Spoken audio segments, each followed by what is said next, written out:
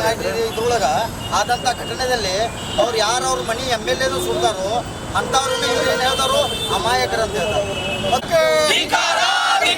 ಪ್ರಧಾನಮಂತ್ರಿಗಳಿಗೆ ಭಯೋತ್ಪಾದಕ ಅಂತ ಕಾಂಗ್ರೆಸ್ ಪಕ್ಷಕ್ಕೆ ಅರ್ಜುನ್ ಖರ್ಗೆಗೆ ಕೊಡ್ಲೇಬೇಕು ಕೊಡ್ಲೇಬೇಕು ಕೊಡ್ಲೇಬೇಕು ರಾಜೀನಾಮೆ ಕೊಡ್ಲೇಬೇಕು ಕೊಡ್ಲೇಬೇಕು ಕೊಡ್ಲೇಬೇಕು ರಾಜೀನಾಮೆಗೆ ನರೇಂದ್ರ ಮೋದಿ ಅವರಿಗೆ ಭಯೋತ್ಪಾದಕರಿಂದ ಮಲ್ಲಿಕಾರ್ಜುನ್ ಖರ್ಗೆಗೆ